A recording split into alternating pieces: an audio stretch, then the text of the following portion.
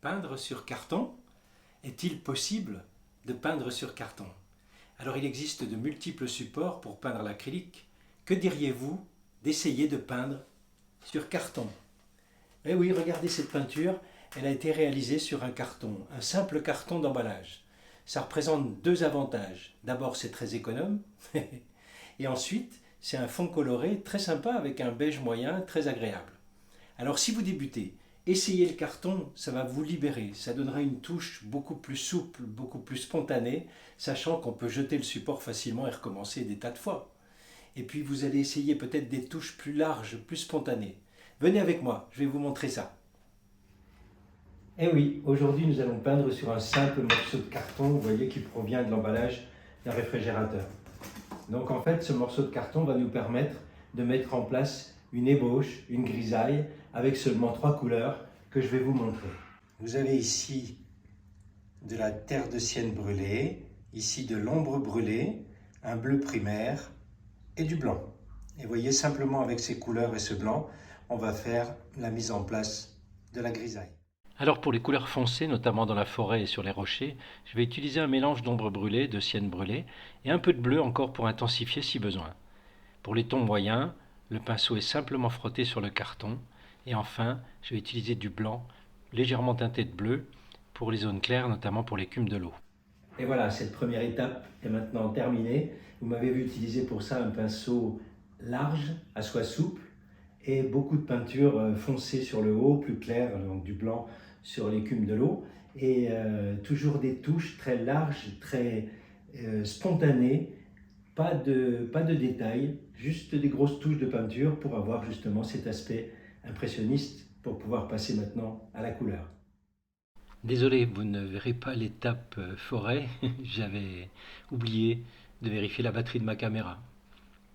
Alors je vais insister sur ce qui est important de noter pour la réalisation de ce petit paysage. Alors premièrement, toujours utiliser le pinceau le plus large possible d'abord. Ce pinceau, on peut le manipuler dans tous les sens. Vous m'avez vu à plat pour les touches larges et sur la tranche pour les touches plus fines avec des touches assez virevoltantes. Deuxièmement, commencez toujours par les zones les plus foncées en essayant d'être assez rapide et sans tout remplir pour obtenir un aspect plus léger, plus vibrant. Même, et je dirais même surtout, si des zones du fond restent non peintes. Troisièmement, variez les couleurs. L'ombre d'un rocher, par exemple, n'est pas noire, mais elle aussi du brun foncé au bleu, en passant par le violet ou l'ocre rouge. Retenez bien ce que m'a appris un artiste qui a connu Montmartre à la belle époque. Chaque centimètre carré du tableau doit être différent. Je vais le répéter. Chaque centimètre carré du tableau doit être différent. Et c'est cela aussi qui va donner la vibration et qui va retenir le regard du spectateur.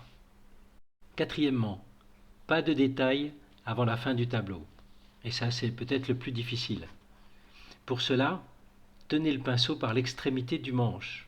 Et oui, si les pinceaux sont ainsi faits avec un long manche, ce n'est pas pour rien. Ça va vous obliger à prendre du recul et à poser des masses colorées sans être piégé par l'envie de détailler trop tôt. Cinquièmement, n'hésitez pas à revenir sur une zone déjà peinte, en ajoutant par exemple quelques touches de couleurs plus éclatantes ou en intensifiant une zone trop claire. Et faites des pauses, allez regarder autre chose, allez faire un tour pendant 5 minutes et revenez ensuite sur votre tableau. Vous allez voir à ce moment-là de façon plus précise s'il y a lieu de modifier quelque chose. Et enfin, dernière chose, et sûrement la plus importante, amusez-vous. Oui, amusez-vous, prenez du plaisir en peignant. Ne soyez pas trop sérieux, trop scolaire en essayant d'appliquer une méthode que vous avez vue quelque part ou que vous essayez de mettre en place. Laissez-vous aller, osez, osez. Vous ne prenez pas grand risque. Et puis, recommencez s'il le faut. Rien ne vient malheureusement sans effort. Allez, je vous laisse maintenant m'accompagner en musique pour la suite de ce petit tableau d'un paysage de montagne, toujours de l'île de la Réunion.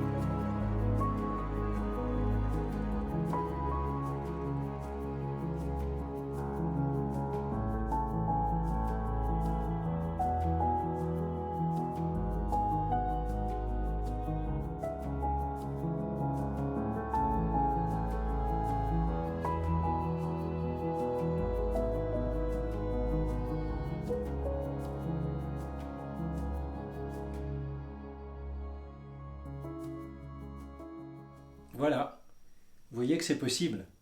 Et peut-être plus facile que sur n'importe quel autre support. Les étapes sont toujours les mêmes, hein. Les tons foncés d'abord en premier, sur la forêt, sur les ombres des rochers. Et puis ensuite, en dernier, les tons les plus clairs, ici l'écume de l'eau avec du blanc quasiment pur. Alors j'espère que cette approche vous plaira et que vous allez essayer. Dites-le moi dans vos commentaires. Et n'oubliez pas, un petit pouce levé, ça fait toujours plaisir. Allez, hop, à vos cartons!